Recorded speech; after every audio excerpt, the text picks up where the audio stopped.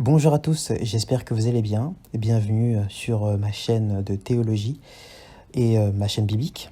Alors ça fait longtemps que je ne suis pas intervenu sur la chaîne. Du coup là je reviens avec un live. La vidéo que vous allez voir c'est un live que j'ai réalisé avec un groupe qui s'appelle Jeunes Adore. C'est un groupe disons d'adoration et d'évangélisation chrétien. Et nous avions pour thème comment se distinguer en tant que chrétien, en tant que jeune chrétien. Et donc, ce que vous allez voir, c'est simplement le live que j'ai réalisé avec ce groupe qui m'a invité pour que je puisse traiter de ce thème. Donc, bon visionnage. Je vais directement commencer. Que là, comme nous sommes déjà à 21h51. Donc, pour l'enseignement sur comment pouvons-nous nous distinguer en tant que chrétiens. Du coup, comme j'ai vu que mes frères aussi ont mis leur propre chacun a mis un sous-thème. Moi aussi, je vais mettre un sous-thème. Comment doit vivre un chrétien? Quelle est la vie d'un chrétien? Et ça, c'est vraiment très important, je pense. Donc, on va se baser sur le passage de Malachie 3,16. Donc, comme je disais, comme mes frères aussi, mes frères et sœurs qui ont commencé, où on nous parle d'une distinction. Donc, effectivement, Malachie 3,16 que je vais lire, Ok. parce qu'on va voir que c'est très important. C'est 3,18, je crois. 3,18, oui, effectivement. C'était 3,18.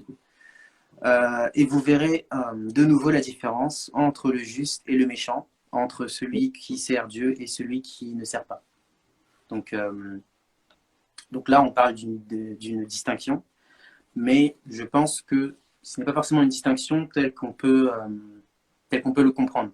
Ce que je vais faire, je vais recontextualiser le passage et on va voir quel enseignement on peut en tirer et qu'est-ce qu'on peut tirer de cette distinction. Donc, ce que Dieu reproche à son peuple, c'est aussi d'avoir abandonné de pratiquer la justice. De pratiquer la justice au profit du plaisir éphémère et par envie des méchants, parce que le peuple commençait à envier les méchants. Le peuple commençait à préférer pratiquer l'injustice par manque de foi en la justice divine. Alors qu'à côté de ça, on voit les méchants et les hautains semblent vivre en toute impunité, semblent vivre heureux. Et donc le peuple d'Israël, donc, le peuple dont s'adresse Malachie, commençait à envier les méchants. Il se disait finalement c'est pas si mal de vivre en étant injuste. Et Dieu promet aussi, bien qu'apparemment les méchants vivent mieux, ne vous découragez pas. Donc le Dieu là encourage les justes qui sont encore en train de persévérer. Et il dit, ne vous inquiétez pas pour les méchants, ils auront leur récompense.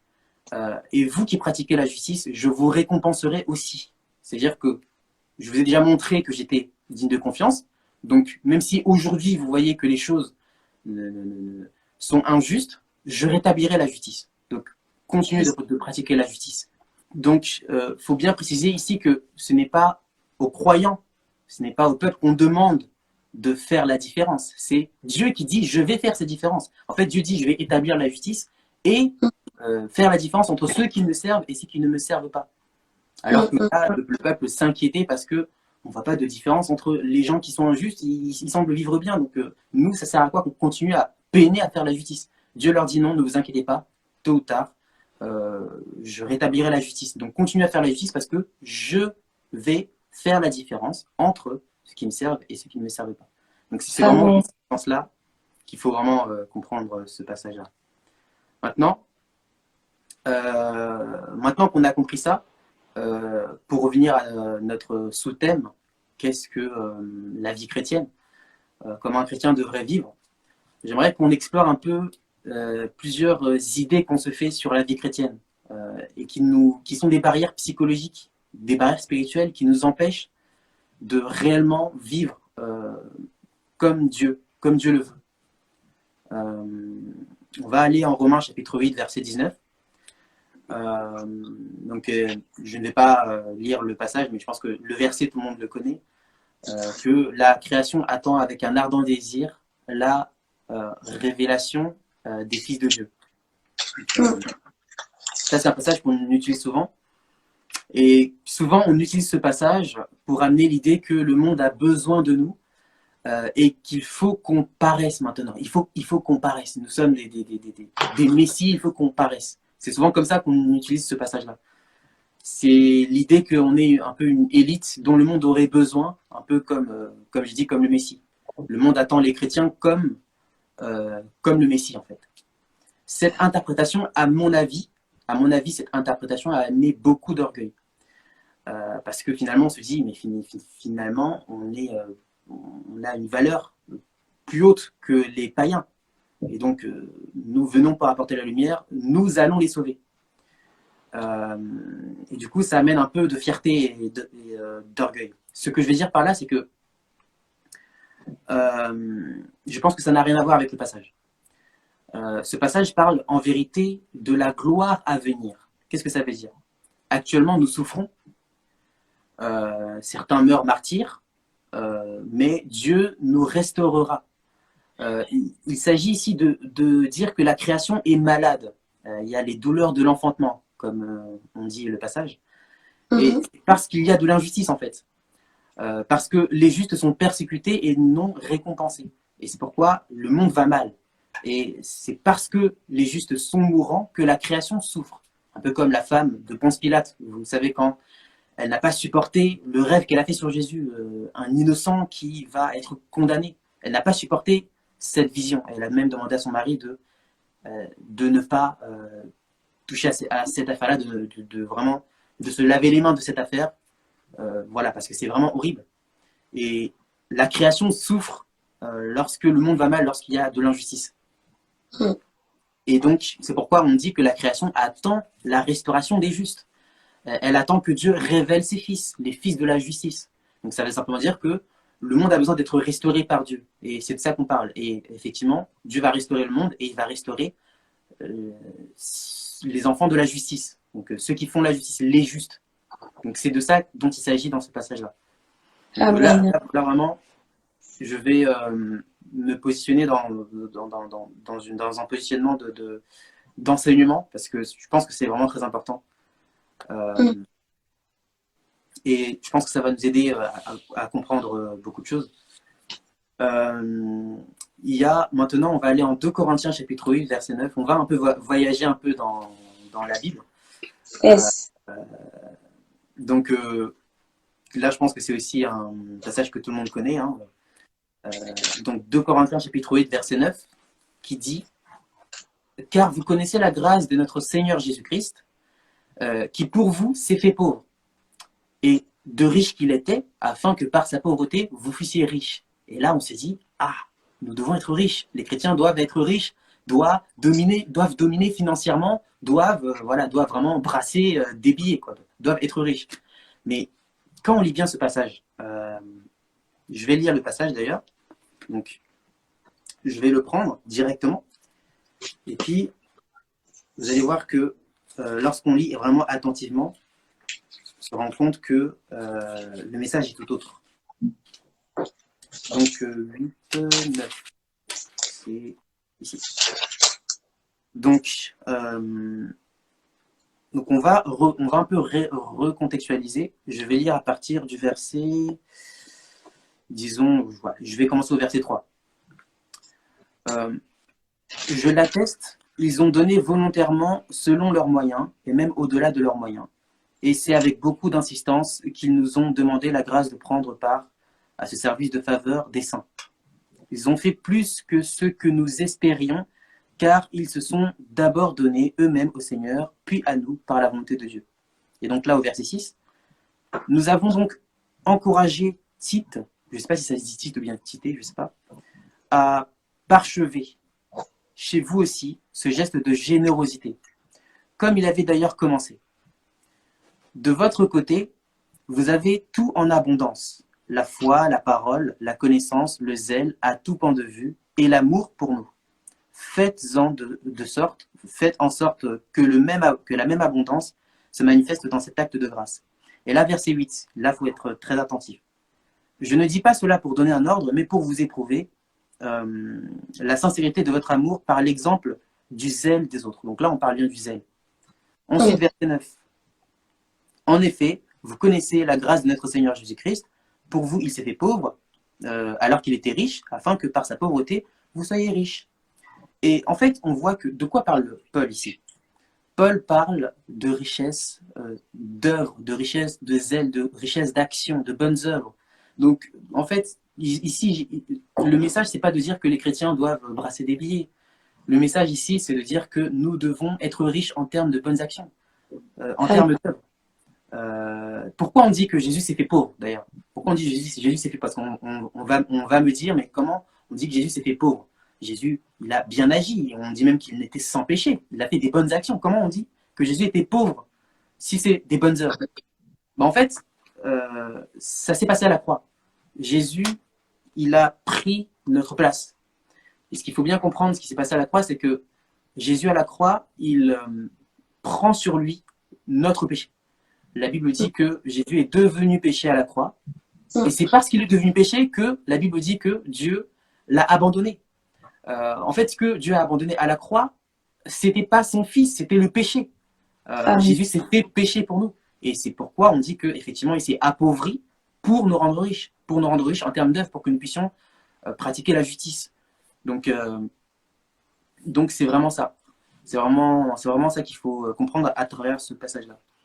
Parce que, puis là, on va continuer sur beaucoup d'idées qu'on a sur la vie chrétienne, sur quand on lit la Bible. Mais pourquoi est-ce que je fais tout ça? Pourquoi je précise tout ça? Parce que on a un problème d'ordre j'ai envie de dire d'ordre de lecture, d'ordre de compréhension de la Bible. Et du coup, on a des fausses idées sur Dieu, on a des fausses idées sur la vie chrétienne. Et là, le but de ce thème, c'était de comprendre en quoi consiste la vie chrétienne. Et si on a des fausses idées sur la vie chrétienne, on ne peut pas en fait bien vivre en tant que chrétien. Et c'est pour ça que c'est très important d'avoir un enseignement clair sur qu'est-ce que dit la Bible sur la vie chrétienne. Yes. Donc après, là on va aller dans un passage particulier. Donc c'est le fameux passage qui dit « 1000 tombent à ma gauche, 1000 tombent à ma droite, je ne serai point atteint ». On utilise ça souvent pour dire que Dieu nous protégera toujours. Il ne t'arrivera jamais rien de mal. Tu seras toujours protégé. Voilà. D'ailleurs, on sera protégé plus que les non-chrétiens. Donc Dieu, quand tu es chrétien, tu es super protégé par Dieu. Et les non-chrétiens, Dieu s'en fiche un peu. Bon.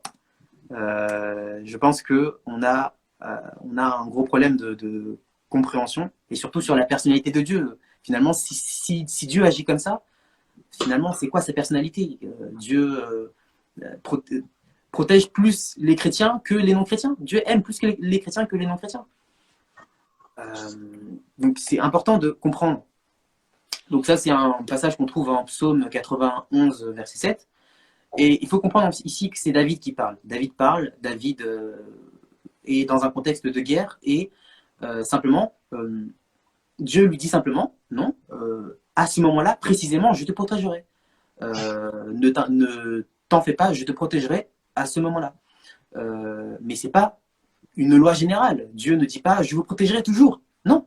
Sinon, les chrétiens martyrs, ce ne sont pas des chrétiens dans ce cas. Si un chrétien, c'est quelqu'un qui doit toujours vivre bien, toujours être protégé par Dieu, dans ce cas, les chrétiens qui meurent martyrs, Paul, Pierre, Jacques et tous les disciples, ce sont des non-chrétiens, puisque Dieu ne les a pas protégés. Puisque même Jésus, sa vie, finalement, quand on regarde bien, sa vie était pas très glorieuse humainement.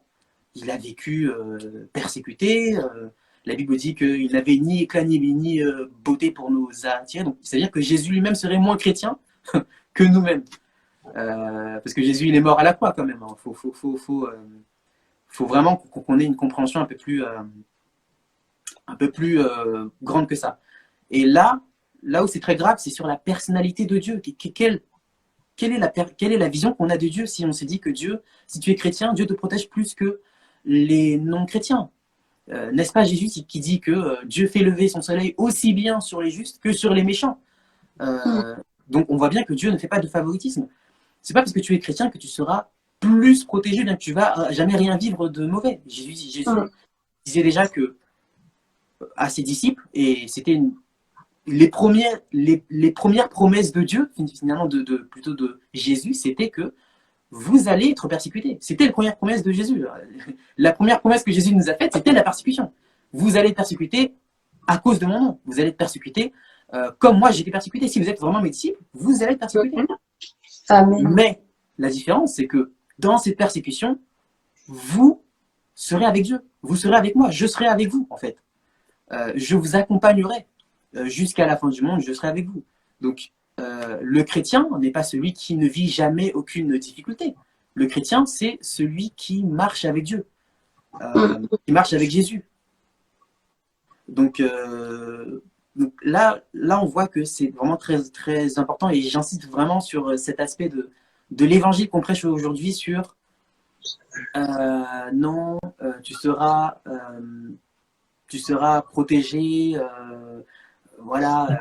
Si tu es chrétien, tu ne peux pas échouer. Si tu es chrétien, tu ne peux pas vivre des moments de faiblesse. Si tu es chrétien, tu ne peux pas. Un vrai chrétien ne peut pas. Doit être meilleur employé du mois. Un vrai chrétien doit être. Un vrai chrétien, tu ne dois pas tomber malade du Covid. Non, Dieu permet des choses et c'est comme ça. Nous sommes chrétiens, mais on va aussi vivre des choses. On va aussi vivre des persécutions, on va aussi vivre des difficultés. Les chrétiens tombent malades, les chrétiens ne sont pas au top surtout. Enfin, donc surtout, ça fait une hiérarchisation des humains. Comme si Dieu favorise certains et ça peut nous amener à une forme d'orgueil. Ah, nous sommes plus qu'eux. Et là, c'est vraiment très dangereux. Et l'autre aspect de ça, c'est que ceux qui souffrent, les chrétiens qui vivent des moments difficiles, ils sont soupçonnés de vivre dans le péché ou d'être moins spirituels que les autres, ou d'être maudits. On va dire, ah mais toi tu vis telle difficulté, ah c'est que toi il y a quelque chose là, soit il y a un péché, soit tu ne pries pas beaucoup, parce que normalement si tu pries beaucoup, si tu es vraiment très spirituel, normalement tu dois être au top, il doit rien t'arriver de mal. Donc s'il a t'arrive quelque chose de mal, c'est que il y a quelque chose. Et là on voit que ça fait souffrir des gens qui souffrent déjà. Donc non, je pense que voilà, il faut qu'on ait une vision plus. Moi, j'ai envie de dire mon don que Dieu m'a donné, c'est pouvoir faire réfléchir les gens, c'est pouvoir faire réfléchir les gens sur leur foi, faire réfléchir les chrétiens sur leur foi. Et je ne pense pas que ça s'oppose à être spirituel. Hein. Nous devons être intelligents, nous devons être spirituels, éveillés. Et je pense qu'il y a beaucoup de choses, par négligence d'intelligence, beaucoup d'erreurs qu'on commet. Parce que vous savez, il y a aussi quelque chose qu'on dit, c'est un chrétien vit de miracles. Donc la vie d'un chrétien, c'est une vie de miracles. Partout où tu passes, tu dois produire des miracles.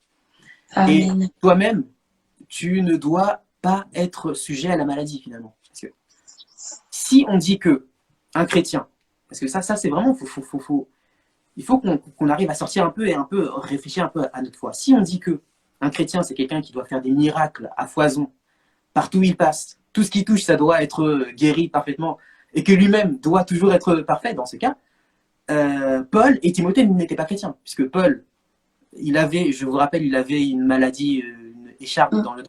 Timothée, il avait des problèmes d'estomac. Or, il faisait des miracles aussi. Donc, on voit que les choses ne sont pas aussi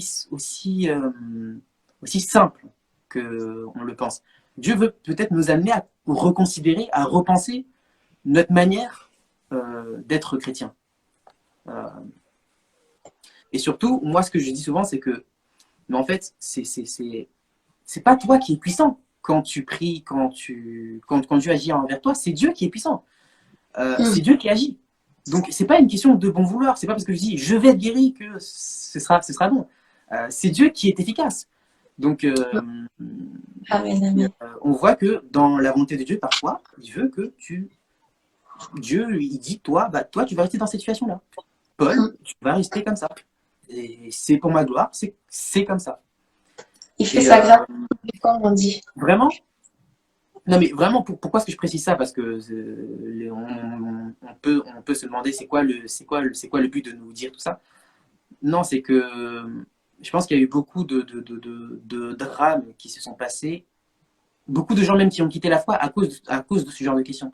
Parce qu'il faut vraiment bien se rendre compte. Des gens à qui on rabâche tous les jours, qui n'ont pas le droit d'être malades parce qu'ils sont chrétiens. Ils n'ont pas le droit de vivre des difficultés parce qu'ils sont chrétiens. Ça crée des gens qui sont frustrés quand ils vivent des difficultés. Au lieu de les encourager, de les aider, on enfonce le clou et on les culpabilise. Et c'est ça qui est encore comment dire, qui est encore très grave, quoi. Donc, là, j'ai étayé un peu quelques exemples, mais on pourra en donner plein, on n'aura pas le temps. On sera là jusqu'à demain. Mais je vais donner quelques exemples de souvent comment on définit la foi chrétienne, comment on définit la vie d'un chrétien. Souvent, on dit que un chrétien, tout ce qu'il fait, ça doit réussir, tout ce qu'il fait, ça doit être bien. On a vu que c'était pas ça, parce que l'Église primitive, la majorité des chrétiens n'avaient pas une vie d'Instagrammeur comme nous aujourd'hui. Hein. Un chrétien doit dominer financièrement. On a vu que la richesse dont parle la Bible, c'était pas une richesse matérielle, mais une richesse spirituelle, une richesse d'action.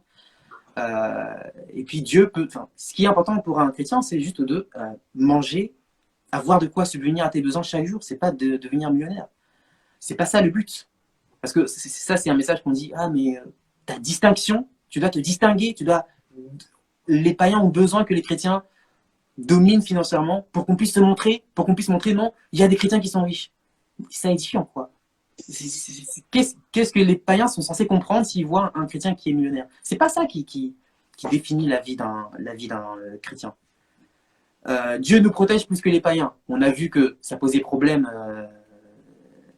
La Bible elle-même, Jésus lui-même dit que Dieu ne fait pas de favoritisme.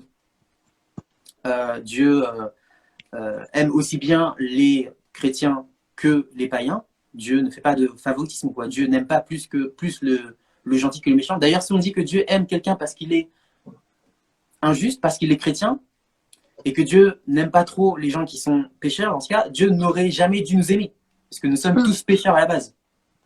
Donc, voilà. Donc, on a vu tout ça. Donc, un chrétien, c'est quelqu'un qui vit une vie de miracle. Ça, ce sont des questions qu'on pourra peut-être traiter une prochaine fois, parce que ça parle des dons spirituels et que y a beaucoup d'incompréhension par rapport à ceci. Mais on a vu que ça posait problème parce que déjà, on voit que l'exemple de Paul et de Timothée n'étaient pas eux-mêmes parfaitement en santé. Donc, si on dit qu'un chrétien doit, sa vie doit être parfaitement vivre des miracles et puis faire des miracles et il ne doit jamais tomber malade, Paul, Timothée, bon, on va maintenant voir, on a vu que ce n'était pas tout ça qui distingue un chrétien. Qu'est-ce qui distingue la vie d'un chrétien? Je pense qu'on a une réponse en Matthieu 5,13. Bon, voilà, donc Dieu dit là, vous êtes le sel de la terre. En Matthieu 5,13, ça c'est quelque chose à retenir. Parce que Jésus dit, vous êtes le sel de la terre, si le sel perd sa saveur, avec quoi rendra-t-on sa saveur dans la nourriture? Il ne sert plus à rien. Le sel sert à donner une saveur particulière. S'il perd sa saveur, il ne sert plus à rien. Et ça c'est très important à comprendre. En Jean 13, 35, Jésus dit, on reconnaîtra mes disciples par leur amour. Là aussi, c'est très important. Je précise bien, je répète, on reconnaîtra mes disciples par leur amour. Il n'a pas dit par leurs habits de grande marque, il n'a pas dit parce que ce sont des gens qui vivent une vie de Instagrammeur et de businessman. On n'a pas dit que ce sont des gens qui vivent des miracles, on n'a pas dit que ce sont des gens qui crachent du feu, on a dit qu'ils vivent de l'amour, tout simplement. On n'a pas dit non plus quelqu'un qui connaît toute la Bible. Non, on a juste dit l'amour. L'amour. C'est très important. Amen.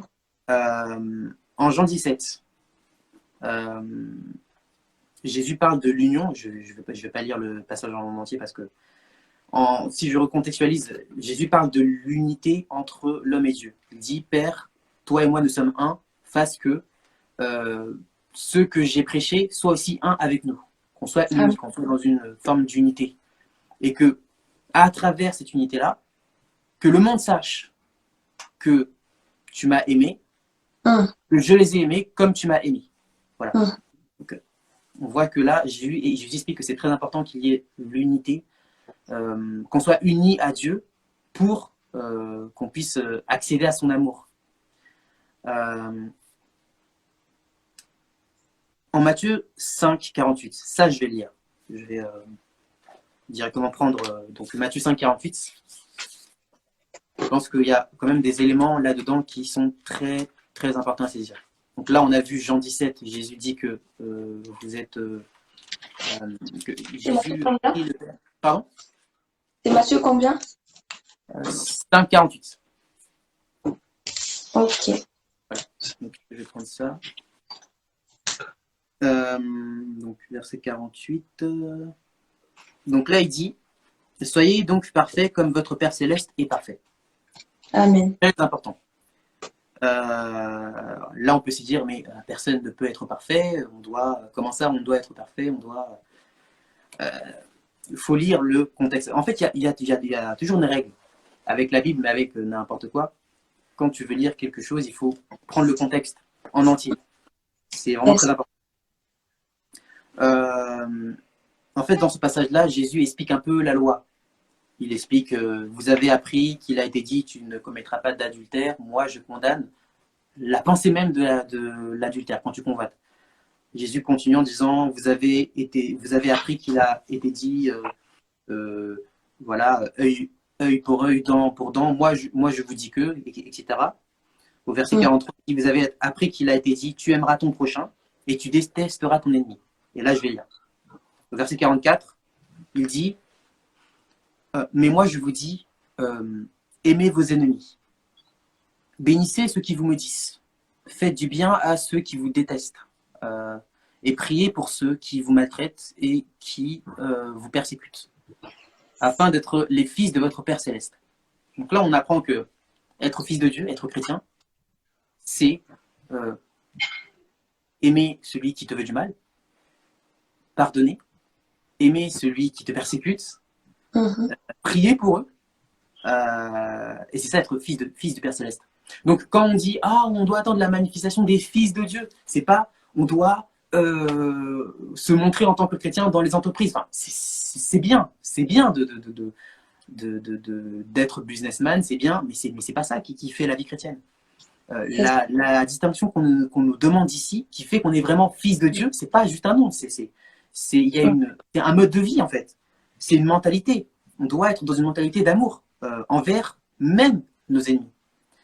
Et dans un amour inconditionnel, c'est ça que je voulais appuyer. L'amour inconditionnel, ça c'est très important. L'amour agapé, comme on dit. Parce que là, il continue au verset 45. En effet, Dieu fait lever son soleil sur les méchants et sur les bons. Et il fait pleuvoir sur les justes et sur les injustes. Au verset 46. Si vous aimez ceux qui vous aiment, quelle récompense méritez-vous? Ça peut être facile. J'aime quelqu'un, il m'aime, c'est bien. Mais quelle récompense tu mérites? Les collecteurs d'impôts n'agissent-ils pas de même? En quoi tu te distingues finalement de ceux qui aiment leur famille, leurs amis, si tu fais la même chose? Au verset 47. Et si vous saluez seulement vos frères, le entre nous, que faites-vous d'extraordinaire? Les membres des autres peuples n'agissent-ils pas de même? Et donc là, il dit, soyez parfaits comme votre Père Céleste est parfait. Alors, j'ai oublié de préciser quelque chose à ce niveau-là. Donc le passage dit « Soyez donc parfaits comme votre Père Céleste est parfait ». En fait, pour être fils de quelqu'un, il faut qu'il y ait un lien de ressemblance entre le Père et le Fils. Ici, il s'agit donc d'être semblable à Dieu dans notre manière d'aimer.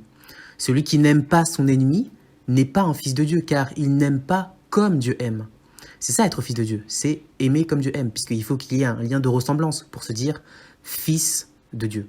Il faut qu'il y ait un lien de ressemblance entre nous et Dieu. Dieu, lui, aime aussi bien le méchant que le gentil, aussi bien ceux qui l'aiment que ceux qui ne l'aiment pas. Et c'est en cela que son amour est parfait. Donc, nous devons donc aimer comme Dieu aime. C'est en cela que l'on ressemble à Dieu, que l'on est fils de Dieu. On doit aimer aussi bien notre ennemi que notre ami, aussi bien un proche que l'étranger. Soyez donc parfaits comme votre Père Céleste est parfait. C'est notre amour qui doit être parfait. Tu ne dois pas faire de favoritisme. Comme Dieu ne fait pas de favoritisme. Ici, on parle de perfection, d'amour. On doit aimer inconditionnellement celui qui est étranger comme un proche à toi. Tu dois aimer tes proches et quelqu'un qui est étranger. Tu dois aimer ton ami comme ton ennemi. Tu dois avoir un amour qui est total et parfait, qui ne fait pas de favoritisme. C'est ça que ça veut dire. Et donc, moi, je pense que c'est là, on touche du doigt l'aspect de comment on se distingue en tant que chrétien. C'est premièrement par notre amour. Yes. Donc ça, c'est vraiment très important. Maintenant, on va encore explorer un peu, souvent, ce qu'on dit sur la foi chrétienne. Et on va voir encore une fois qu'on a vraiment énormément de choses à dire. Juste, je ne sais pas si je vais pouvoir tout traiter, mais on va essayer par la grâce de Dieu. Avance, Là, avance. on a souvent on pense que être chrétien, c'est il faut croire à la Bible. Souvent on dit il faut croire à la Bible, il faut croire aux doctrines de la Bible, aux doctrines chrétiennes. On va lire un passage en 1 Corinthiens 13.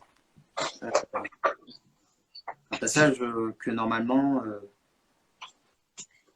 beaucoup d'entre nous devraient connaître. Et si je parle les langues des hommes et même celles des anges, mais que je n'ai pas l'amour, je suis un cuivre qui résonne ou une cymbale qui retentit. Si j'ai le don de prophétie, la compréhension de tous les mystères et toute la connaissance, on pourrait dire même des Écritures, si j'ai même toute la foi jusqu'à transporter les montagnes, mais que je n'ai pas l'amour, je ne suis rien. Et si je distribue tous mes biens aux pauvres, même si je livre mon corps aux flammes, mais je n'ai pas l'amour, cela ne me sert strictement à rien. Donc, ce passage nous dit littéralement que même si tu crois à toutes les doctrines de la Bible, même si tu maîtrises la compréhension de la Bible, quoi, que tu crois aux doctrines chrétiennes, si tu n'as pas l'amour, en fait, ça ne sert à rien. Donc en fait, c'est pas ça qui sauve. C'est pas ça qui fait de toi un chrétien. Yes. Il y a un aspect que j'aimerais explorer, l'aspect de ce qu'on appelle le salut, ou bien être chrétien. Parce que pour moi, être chrétien, tous les gens qui sont sauvés, pour moi, je les appelle chrétiens. On parle dans la Bible de l'esprit de la loi. C'est quelque chose qu'on parle souvent. On parle de l'esprit de la loi. En Romains chapitre 2, verset 15, on nous dit que finalement, ceux qui ont l'esprit de la loi, ce sont ceux à qui Dieu il a écrit les lois dans leur cœur. C'est la fameuse prophétie. Je n'écrirai plus mes lois, mes commandements dans des tables de pierre, mais dans des tables de chair. Et, Amen. en Romains chapitre 2, verset 15, on nous explique effectivement que ceux qui pratiquent finalement les 10 commandements, même sans les connaître, et ça existe des gens comme ça, des gens qui n'ont jamais entendu parler de Jésus, qui n'ont jamais entendu parler de la Bible, mais qui ont une foi, qui pratiquent d'eux-mêmes des lois qui finalement correspondent aux lois que Dieu donne, aux lois des 10 commandements. Il y a des gens comme ça qui ont finalement une relation avec Dieu, qui ont une spiritualité avec Dieu. Et sans connaître la Bible, sans connaître Jésus, sans connaître et tout, ils sont juste, ah, moi j'ai une spiritualité avec un Dieu et je pratique finalement ce qui me semble juste. Et quand on regarde, on voit que ces personnes-là pratiquent les 10 commandements. Ils portent dans leur cœur finalement l'esprit de la loi. Ils pratiquent la justice. Et la loi est écrite dans leur cœur. Et or, c'est une prophétie que Dieu annonce pour les chrétiens.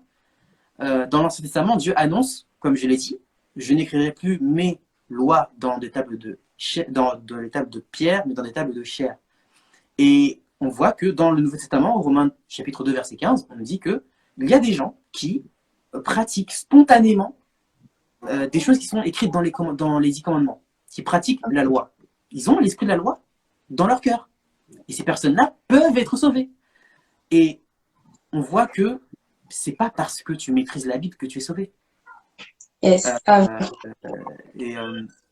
En fait, être chrétien, il s'agit d'adhérer aux valeurs de Dieu, aux valeurs chrétiennes qu'on peut entrevoir dans les 10 commandements.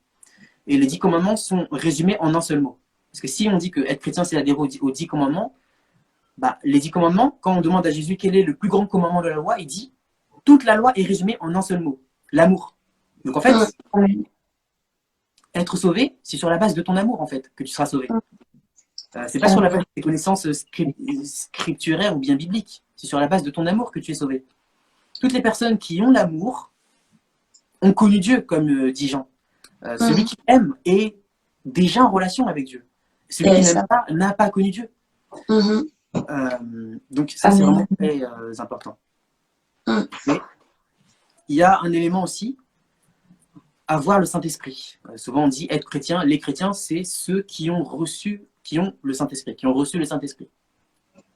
Mais que fait l'Esprit de Dieu, si ce n'est que de nous amener à avoir l'amour que Dieu a, que Dieu nous demande. Et on en revient à ce qu'on vient de dire. Celui qui a l'esprit de la loi, l'esprit de Dieu, la pensée de Dieu, et finalement, c'est celui qui a l'amour. Le Saint-Esprit vient nous communiquer spirituellement la pensée de Dieu, notamment pour nous convaincre du péché, de la justice et du jugement. Mais on voit que, finalement, encore une fois, le Saint-Esprit vient pour nous conformer à l'amour, pour nous donner la compréhension de cet amour et pour nous donner la capacité à pratiquer cet amour. Yes. Et ça, c'est vraiment très important. Je ferai une petite escale quand on dit ceux qui ont reçu le baptême du Saint-Esprit. Je pense qu'il y a une confusion avec baptême du Saint-Esprit et parler en langue. Je ne sais pas si vous, mais moi j'ai connu une époque, enfin je pense qu'elle est encore actuelle, où on disait que le signe de ceux qui ont reçu le Saint-Esprit, c'est le parler en langue. Ceux qui ont reçu le baptême du Saint-Esprit sont reconnaissables par le parler en langue. Donc ça veut dire que si tu n'as pas le parler en langue, finalement, tu n'as pas vraiment reçu le baptême du Saint-Esprit. Et ça, c'est une idée en vérité vraiment bizarre quand on regarde la Bible, vraiment bizarre, et vraiment bizarre quand on, comment dire, il y a eu des effets néfastes sur certains chrétiens qui se disent mais finalement si moi je parle pas en langue, je suis moins spirituel que les autres. Et du coup des gens qui prient pour avoir le parler en langue, ils prient parce qu'on en fait la condition d'être chrétien, on en fait la condition d'être d'avoir le Saint-Esprit, c'est la confirmation que tu es vraiment converti. Donc, si tu n'as pas parlé en langue, tu n'es pas converti, tu n'es pas chrétien. Tu n'as pas le Saint-Esprit. Encore une fois, je pense qu'on confond le baptême du Saint-Esprit et le parler en langue.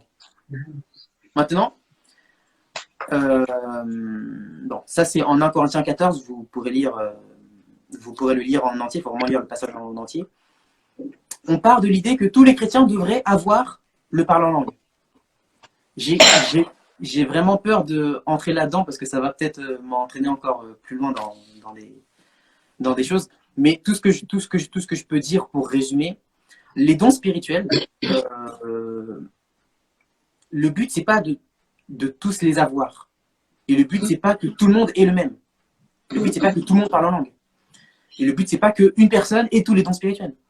Le but des dons spirituels, comme le dit Paul, c'est de dire que la main a des capacités que le pied n'a pas. Et le corps est complémentaire. Chacun a sa particularité. Donc, il ne faut pas stigmatiser des frères qui n'ont pas ton don spirituel, qui ne parlent pas en langue. Tout le monde ne peut pas parler en langue parce que c'est un don spirituel que Dieu donne, que le Saint-Esprit donne en fonction de ce qu'il a convaincu, de ce qu'il a décidé, pardon. Donc, le message des dons spirituels, c'est pas de dire tout le monde doit avoir tout. Non, le but des dons spirituels, c'est de dire chacun ses particularités. Il y a des gens qui sont nés avec un talent inné pour la musique, il y a des gens qui sont nés avec un talent inné pour la peinture, et il y a des gens qui ne pourront jamais faire la musique, ne pourront jamais faire la peinture.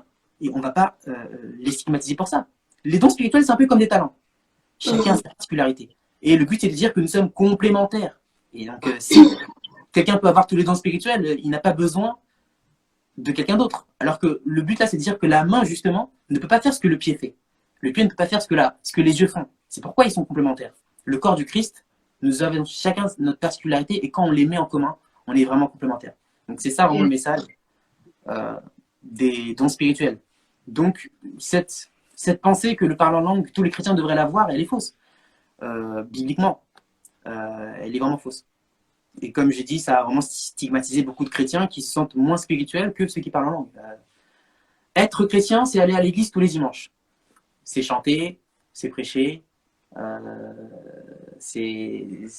voilà. Donc, si tu ne vas pas à l'église tous les dimanches, si tu ne chantes pas, si tu ne prêches pas, si tu ne donnes pas l'offrande, tu n'es pas chrétien.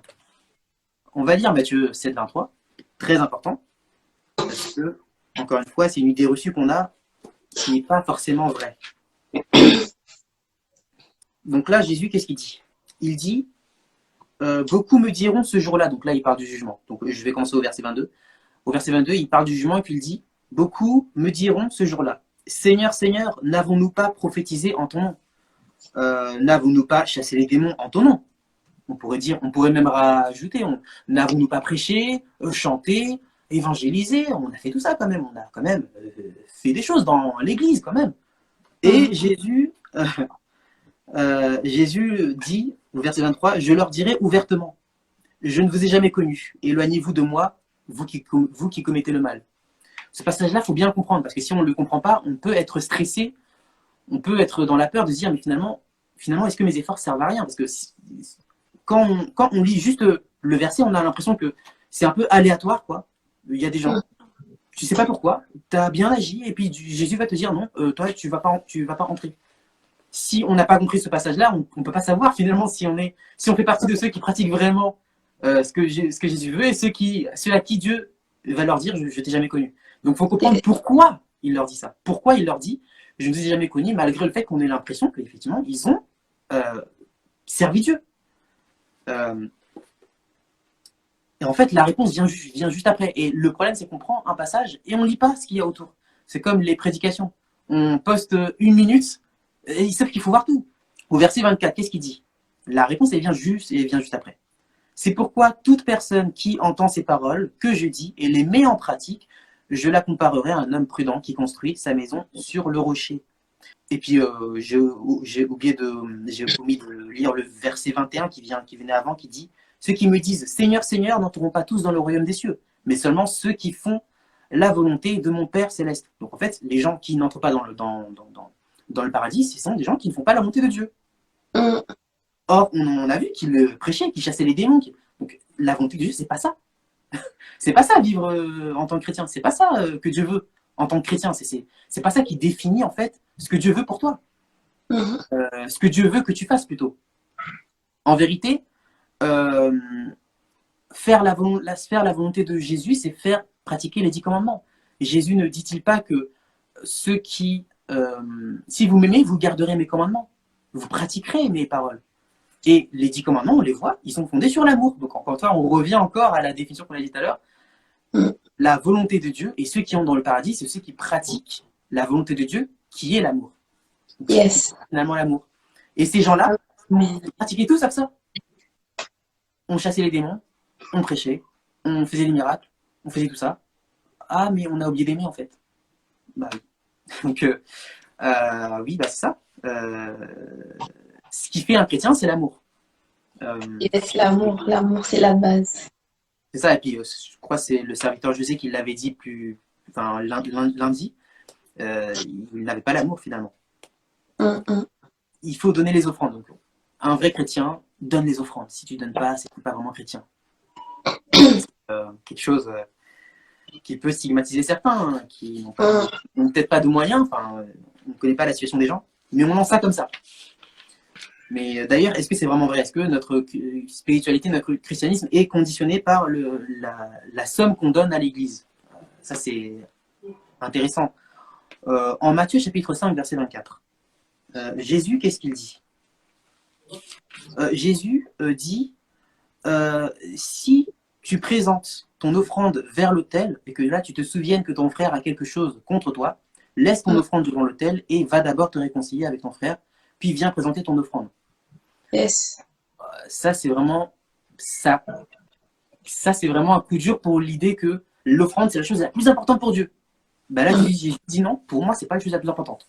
Il y a plus important que ça, c'est l'amour, en fait. C'est de te réconcilier avec ton frère. Et que si tu donnes ton offrande, tu peux me donner 1 million. D'ailleurs, si Dieu, vraiment, il est si grand que ça, il n'a pas besoin de ton argent. Dieu, il n'a pas besoin de ton argent. Dieu, c'est pas ça qu'il a besoin. Et je voudrais aller plus loin sur l'aspect un peu financier de la vie chrétienne, parce que Il y a beaucoup de choses à dire, mais Jésus n'encourage pas toujours à donner les offrandes. Parce que souvent dans les églises, ah, mais c'est toujours bien de donner l'offrande, il faut toujours encourager à donner l'offrande. Mais Jésus lui-même n'encourage pas toujours à donner l'offrande. Il y a des cas où Jésus condamne le fait de donner l'offrande. Ça peut être choquant, mais on peut donner des exemples. Jésus reproche aux pharisiens, par exemple, d'encourager les jeunes à donner l'offrande au détriment de la stabilité financière de leurs parents. C'est-à-dire, les pharisiens disent aux jeunes, ah bah, si tu donnes ton offrande à Dieu, même ce que tu devais à tes parents, c'est bien. Et donc là, vous contredisez les 10 commandements, le commandement qui dit d'honorer tes parents. Vous contredisez honorer tes parents par honorer Dieu en donnant l'offrande. Comment est-ce que vous pouvez être aussi tordu? Et donc là, Jésus dit, non, c'est pas bien de donner ton offrande si ça détruit la stabilité financière de ta famille. Il y a un devoir de gérer ta famille. Et c'est aussi ça, honorer Dieu, c'est ça que je veux dire en fait. On réduit, en fait, servir Dieu, on le réduit à l'église, on le réduit au culte, on le réduit à donner l'offrande, c'est ça, honorer Dieu. Sauf qu'un père qui s'occupe bien de sa famille, il honore Dieu. Un enfant qui honore ses parents, il honore Dieu. Donc, ce serait totalement inadmissible quelqu'un qui donnerait une offrande et qui laisserait ses enfants crever de faim. Enfin, c'est totalement irresponsable. Évidemment, honorer Dieu, ça ne se réduit pas que à l'église, ça se réduit dans la vie de tous les jours. Nous devons honorer Dieu dans tout ce que nous faisons. Amen, amen. Ça peut être aussi aider ton prochain qui est dans le besoin. Et donc tout ça, ça fait partie de aimer et honorer Dieu. Donc il ne faut pas le réduire seulement à l'église. Et donc c'est vraiment très important de ne pas réduire, honorer ou bien servir Dieu, ou bien même adorer Dieu à des bâtiments qu'on appelle l'église. Il y a même un passage où Jésus donne une image du jugement dernier. On le voit en Matthieu chapitre 25, verset 34. Donc c'est le fameux passage où Jésus dit, au jugement dernier, il y aura les pécheurs à ma gauche et les justes à ma droite. Et que il dira aux pécheurs à sa gauche, vous n'entrerez pas puisque quand j'étais malade, vous n'êtes pas venu me visiter, quand j'étais SDF, vous n'êtes pas venu m'aider, quand j'étais en prison, vous n'avez pas visité, etc. Et aux justes qui sont à sa droite, il leur dira, vous entrez, dignes serviteurs, parce que quand j'étais malade, vous m'avez visité, en prison, vous m'avez aidé quand j'étais SDF. Et ils leur diront, mais Seigneur, on t'a pas vu, à quel moment est-ce qu'on t'a fait ça? Et il dit, mais en fait, j'étais toutes ces personnes-là que vous n'avez pas aidées. Faut bien se le représenter. Dieu valorise tellement l'être humain.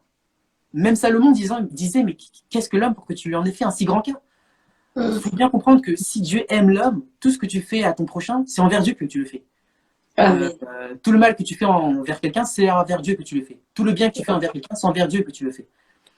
Et d'une certaine manière, on doit traiter notre prochain, on doit le traiter et l'aimer comme si c'était Dieu. En tant que chrétien, on doit honorer Dieu dans nos rapports aux autres. Dans nos rapports aux autres. Donc être chrétien, c'est vraiment une attitude générale. Honorer, bien adorer Dieu, c'est un mode de vie qui ne se réduit pas à donner l'offrande à l'église, ou bien à aller à l'église, ou bien à chanter, à prêcher, etc. Tout ça, c'est bien, c'est bien. Mais c'est pas ça qui fait que tu es sauvé, c'est pas ça qui fait que tu es chrétien. Pourquoi je précise ça aussi? Parce que on entend beaucoup, enfin j'entends beaucoup, certains disent « Ah non mais moi, je ne vis que pour Dieu. Voilà. Je vais juste que pour Dieu, les gens, je m'en fiche un peu en fait. » Mais attends, si tu viens à l'église que pour prier Dieu et pas pour les gens, tu pries Dieu chez toi. Pourquoi se réunir avec deux personnes? Souvent on dit « Ah, on va pas à l'église pour les gens. » Moi je dis « On va à l'église pour les gens. On va à l'église pour vivre une communion avec les gens. Sinon, on reste chez soi et puis on prie chez soi. » Non, on va à l'église pour communier avec les autres. Yes. Mais je sais que c'est cette idée-là de dire non, mais moi j'aime Dieu très très très très fort et que du coup je suis tellement concentré pour Dieu que les affaires humaines, je ne m'en occupe pas. Je pense qu'on ne peut pas dissocier comme ça aimer Dieu et puis aimer son prochain. C'est pas dissociable. On ne peut pas comme ça séparer les deux. Puisque justement Dieu nous demande d'aimer notre prochain. Donc en fait, aimer Dieu, ça consiste à aimer ton prochain. Et l'église, comme j'ai dit, c'est un lieu de communion. Donc on y va pour communier avec les autres croyants. Mais comme on l'a dit plus haut, tu ne peux pas dire que tu aimes Dieu si tu n'aimes pas finalement ton prochain. Comme je l'ai dit encore, puisque Dieu te demande d'aimer ton prochain. Jésus dit, si vous m'aimez, vous garderez mes commandements. Et ces commandements demandent d'aimer ton prochain. Donc en fait, finalement, tout ça, ça va ensemble. Jésus, quand on lui demande quel est le plus grand commandement de la loi, il dit aimer Dieu et aimer son prochain. Il associe toujours les deux. Parce que les deux vont ensemble. Aimer Dieu, ça veut dire aimer son prochain. Plutôt aimer son prochain, c'est en cela qu'on aime Dieu. Je peux le dire comme ça. Et deuxièmement, on ne doit pas se dire j'aime mon prochain un peu ou je fais ce qu'il faut pour mon prochain. Mais s'il s'agit de Dieu, là j'y vais à fond. Non, on doit en fait traiter notre prochain comme si, on l'a vu plus haut, comme si c'était Dieu. Je ne dis pas qu'il faut l'adorer, c'est pas ça que je dis. Ce que je dis, c'est que Dieu doit être le zèle avec lequel on aime notre prochain.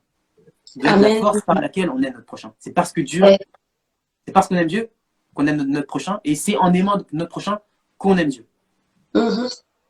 Donc ça veut dire qu'on doit aimer notre prochain au maximum, sans faire de favoritisme. On ne peut pas dire j'aime moins celui-là. Non, on doit aimer notre prochain au maximum, sans faire de favoritisme.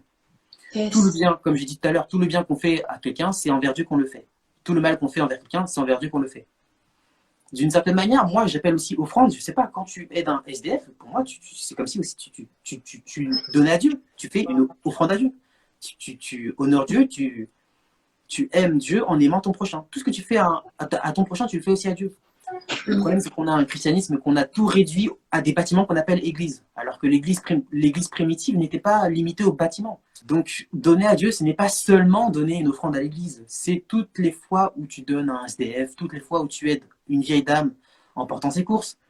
C'est aussi un don que tu fais envers Dieu. C'est aussi une manière de servir Dieu, d'aimer Dieu. Maintenant, on va aussi explorer ce qu'on appelle les vrais adorateurs.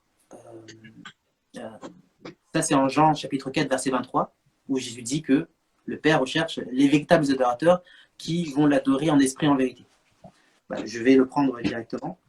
Jean 4, 23. Donc là, Jésus dit, mais l'heure vient et elle est déjà là, où les vrais adorateurs adoreront le Père en esprit et en vérité. Avant d'explorer ça, j'aimerais juste m'attarder sur quelque chose. On dit souvent, l'adoration, c'est la musique. Adorer, c'est chanter. L'adoration, on l'assimile souvent à la musique, et finalement, l'adoration, c'est une notion musicale, quoi. Quand on dit adorer, c'est chanter. C'est ce genre de choses, souvent, qu'on dit. Les vrais adorateurs, ce seraient les vrais chanteurs, quoi. Les vrais musiciens. Si tu ne sais pas jouer de la musique, tu ne peux pas adorer Dieu. Si tu ne sais pas chanter, tu peux pas adorer Dieu, tu ne peux pas être sauvé.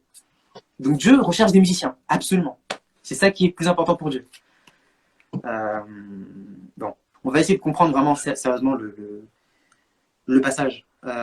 Et qu'est-ce que l'adoration? Qu'est-ce que l'adoration, simplement? Donc là, en fait, c'est la femme samaritaine. Et là, la femme samaritaine, au verset 19, demande à Jésus. Seigneur, lui dit la femme, je vois que tu es un prophète. Nos ancêtres ont adoré sur cette montagne. Et vous dites, vous, que l'endroit où il faut adorer est à Jérusalem. Donc, les Samaritains, ils adoraient à la montagne, et les Israélites de Jérusalem adoraient à Jérusalem. Et chacun dit non, mais il faut adorer Dieu sur la montagne, il faut adorer Dieu à Jérusalem, au temple, il faut adorer Dieu dans sa cabane. Voilà. Et si tu adores Dieu n'importe où, tu n'as pas vraiment adoré Dieu, quoi. Donc là, on voit que l'adoration, déjà, Jésus va répondre. Il dit, femme, lui dit Jésus, crois-moi, l'heure vient et où ce ne sera ni sur cette montagne, ni à Jérusalem que vous adorerez le Père, etc. etc. Mais Jésus dit quoi? Il dit qu'en fait, ce que j'ai dit tout à l'heure, on a réduit le christianisme au bâtiment de l'église. Alors que Jésus dit en fait, ce n'est ni sur la montagne, ni dans un temple, ni sur Jérusalem, ni chez le pape. C'est partout. C'est n'importe où tu peux adorer Dieu. Mais adorer Dieu, c'est quoi? Adorer Dieu, c'est le servir, c'est lui obéir. Lorsqu'on va dans l'étymologie grecque, c'est proskuneo. Je pense que ça, c'est un certain nombre d'entre nous doivent connaître ça. Et finalement, l'adoration, c'est la soumission envers Dieu. C'est servir Dieu, c'est lui obéir. C'est ça l'adoration. Et ça, c'est vraiment très important à comprendre, parce que si on dit que l'adoration, c'est la musique, finalement, on va dire qu'Abraham, il a chanté avant de tuer son fils. Quand la Bible dit qu'Abraham, il a adoré Dieu avant de tuer son fils. Quand il a voulu tuer son fils. Ensuite, il y a, sur la notion de adoration, il y a les débats entre Jésus et les pharisiens. Et là, c'est très intéressant. Jésus et les pharisiens sont d'accord sur le fait qu'il faut adorer Dieu. Il faut aimer Dieu, voilà. Et il faut aimer son prochain. Ils sont d'accord sur les deux. Mais sauf que les pharisiens disent que l'amour de Dieu prime sur l'amour du prochain. Alors que Jésus lui dit que c'est l'amour du prochain qui accomplit l'amour de Dieu.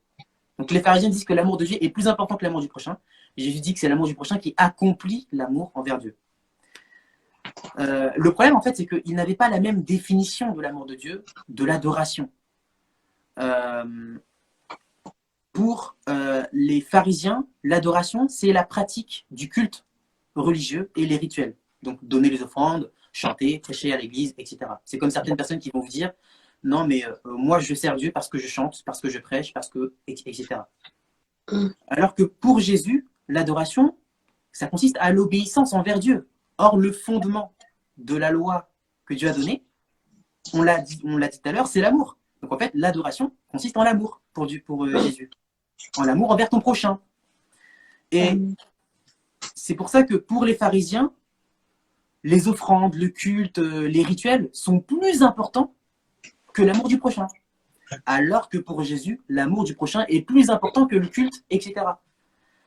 Et les offrandes, on l'a vu tout à l'heure, Jésus dit que voilà, si tu as une offrande et que tu es en colère, enfin tu es en conflit avec ton frère, ton frère est plus important que l'offrande en fait. Alors que pour les pharisiens, ils vont dire non mais donne l'offrande, on sert Dieu ici, hein. Voilà. Et tant pis pour ton prochain, hein, voilà. Et on y voit plusieurs exemples. L'exemple où Jésus il a guéri une femme le jour du sabbat et ils lui ont reproché. Donc la femme qui souffrait pendant 45 ans, il fallait la laisser parce que c'est le jour du sabbat. Donc on la laisse souffrir encore parce que c'est le jour du sabbat et Jésus il a commis un crime en guérissant une femme parce que c'est le jour du sabbat. Waouh. Parce que c'est le jour du sabbat et qu'on ne doit pas travailler, donc tu as péché parce que tu as osé aider quelqu'un. Vous voyez la mentalité, quoi. Et puis on l'a vu aussi, Jésus dit « Je ne vous ai jamais connu » à des gens qui considéraient que servir Dieu, ça consistait dans faire le culte, aller à l'église, les offrandes, etc. Et donc il leur dit « Je ne vous ai jamais connu ». Les pharisiens, comme on l'a vu aussi tout à l'heure, les pharisiens encouragent les jeunes à donner l'offrande, même ce qu'ils devaient à leurs parents et à leur famille. Donne à Dieu, même si ça mettra en péril financièrement ta maison. Les pharisiens disaient ça parce qu'ils considéraient justement que le culte, le temple est plus important, les affaires du temple sont plus importantes que l'amour du prochain, que l'amour de tes parents, que honorer tes parents.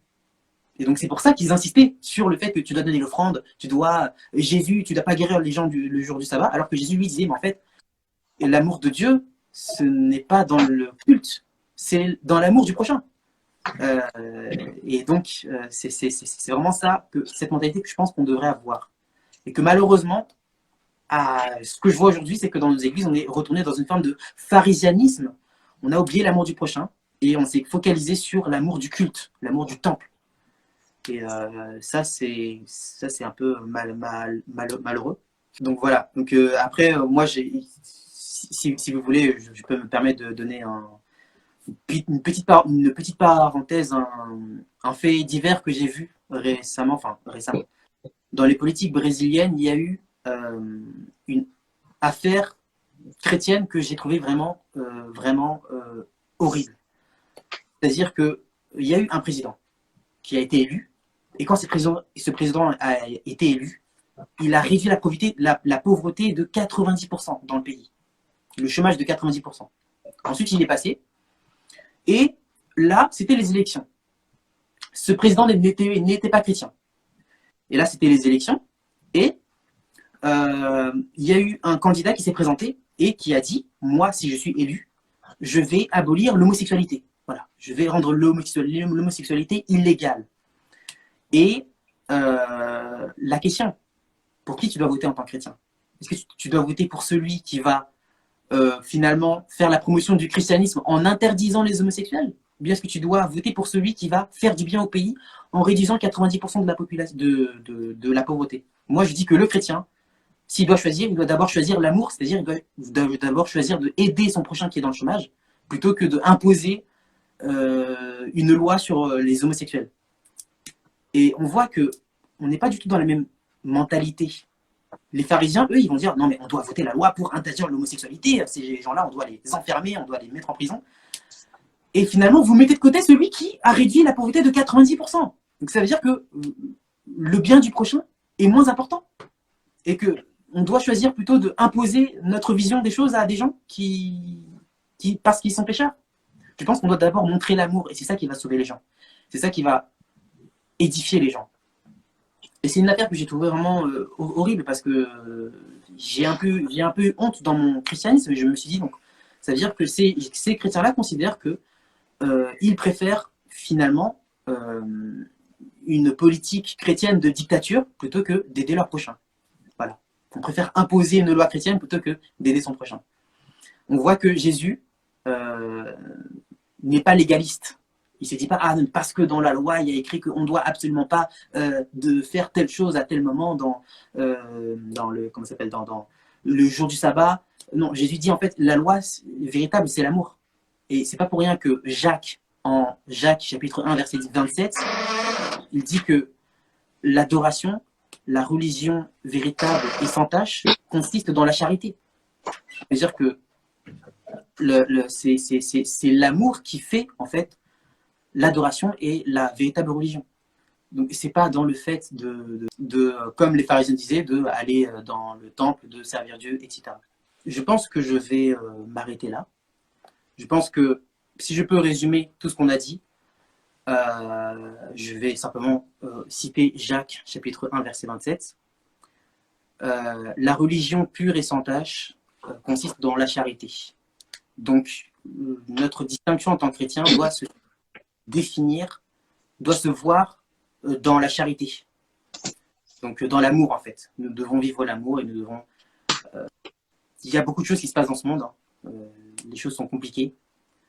Moi, je pense que nous devons désirer la restauration que Dieu va apporter. Il faut pratiquer la justice, il faut pratiquer l'amour.